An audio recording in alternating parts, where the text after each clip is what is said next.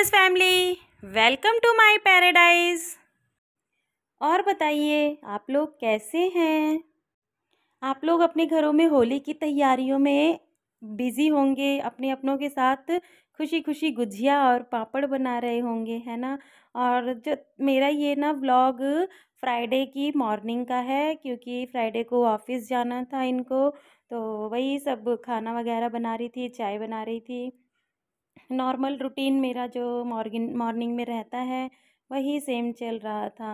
और मैंने आज मतलब एक तरफ खाना भी बनाया और एक तरफ पापड़ भी बनाए हैं। और पापड़ मैंने क्या बनाया है आप लोगों ने टाइटल में तो पढ़ ही लिया होगा। और चलिए दिखाती हूँ। यहाँ मैंने सब्जी छौंकने के बाद ना, यहाँ मैं सुबह रख के गई थी चावल। मैं कुकर में नहीं बनाती हूँ, क्योंकि उसमें मतलब पानी अगर ज़्यादा रखते हैं ना तो वो सीटी से बाहर आता रहता है पूरा पानी। तो मैंने यहाँ पे चूल्हे में मध्य आंच में एकदम इसको पकाना शुरू कर दिया था, ताकि ये एकदम मतलब गल जाए। और देखिए इसको लगभग आधा घंटा हो गया था पकते हुए। और बार बार मैं ना ऊपर भी आके देख रही थी, मतलब इसको एकदम हल्की आग पे मैंने रख रखा था। फिर मैं नीचे आ गई थी, फिर मुझे कुछ और भी काम था। मैंने यहाँ पे एक मुट्ठी बाजरा ले रखा है। और मैंने अपने ना छत के मतलब ग्रिल पर ना, बारजे पर मैंने यहाँ पे ना दो वो बना रखे हैं। एक तो ये दिवाली का वो बड़ा वाला होता है ना, उसमें बाजरे जैसा कुछ भी दाना डाल देती हूँ, और एक तरफ पानी भर के रख देती हूँ, क्योंकि गर्मी बहुत है ना। तो चिड़िया कबूतर के लिए मैं ऐसा रख देती हूँ। अगर आप लोग भी रख सकते हैं अपनी अपनी छतों पर पानी भरकर। फिर सब्जी नीचे बन रही थी, इतने मैंने फिर छत पे ये रखा उनका चिड़िया कबूतर का खाना। और फिर मुझे लगा कि चावल पक गया है और चूल्हा जल ही रहा है, तो क्यों ना इसमें दो लकड़ियाँ और लगाकर लगे हाथ में यहीं पर ही रोटी भी सेक लेती हूँ। इतने चावल जो तैयार हो गए थे पापड़ बनाने के लिए वो ठंडे हो रहे थे तब तक ही, और पूरी इसमें लकड़ी जली जाती। इससे अच्छा मैंने सोचा चलो इसमें लकड़ी में ना मैं रोटी ही सेक लेती हूँ, क्या बार बार नीचे लेके जाओ आओ। फिर मैंने यहाँ पे ना इनको ऑफिस भी जाना था, इसलिए मुझे जल्दी भी थी इस, और आग भी अच्छी जल रही थी, तो मैंने सोचा कि चलो मैं जल्दी से बना ही लेती हूँ। फिर मैंने यहाँ पर देखी कितनी अच्छी रोटी बनाई है।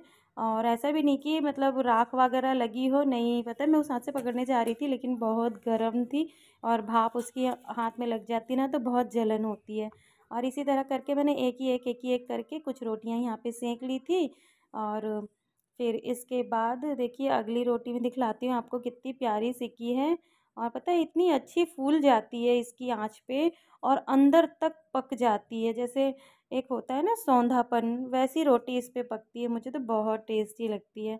और फिर इसी तरह करके मैंने ना सारी रोटियां सेक ली थी यहाँ पर, ये देखिए। और धुआं भी लग रहा था, और आग देखकर आप अंदाज़ा लगा ही सकते हो कि कितनी हवा भी चल रही थी। बस ये जल रहा था, इसी की वजह से मैंने यहाँ पर ये रोटियां बनाना शुरू कर दिया था।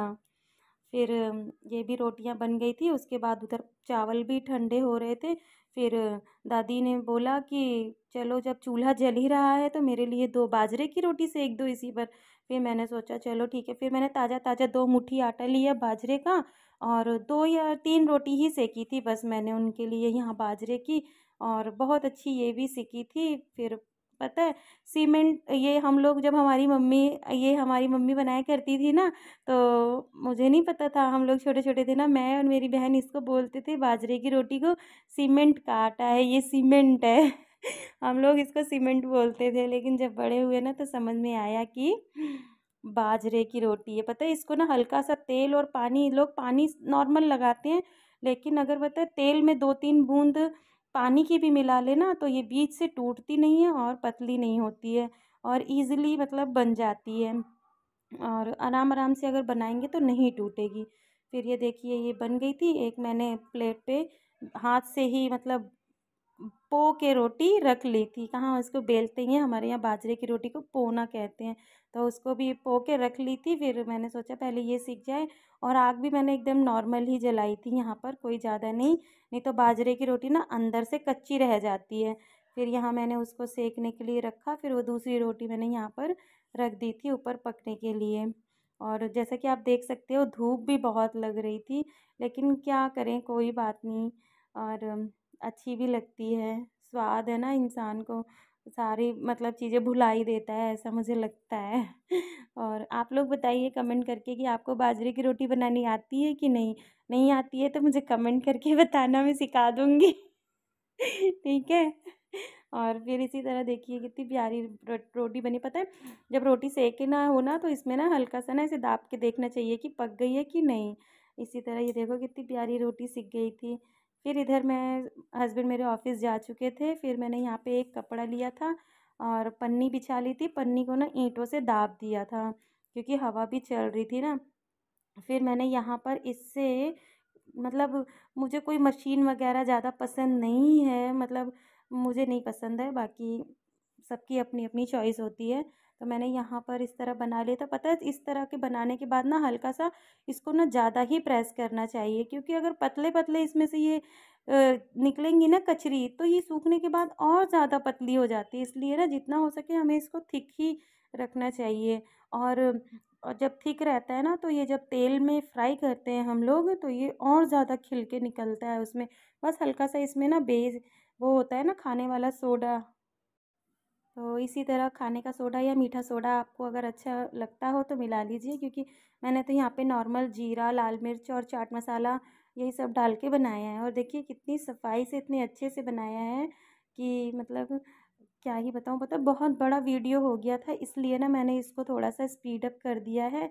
और देखिए, और फिर मैंने सोचा पन्नी से बनाती हूँ, लेकिन पन्नी से इतना बेकार निकल रहा था उसमें से कि क्या ही बताऊँ। फिर मैंने दूसरे कपड़े से बनाना स्टार्ट कर दिया था कि चलो इससे बना लेती हूँ। और धूप भी बहुत तेज़ थी, तो ये अच्छी तरह, पता है शाम तक बहुत अच्छी तरह सूख गए थे। ठीक से नहीं सूखे थे तब भी, मतलब बच्चे ना उसमें से उठा उठा के खा रहे थे।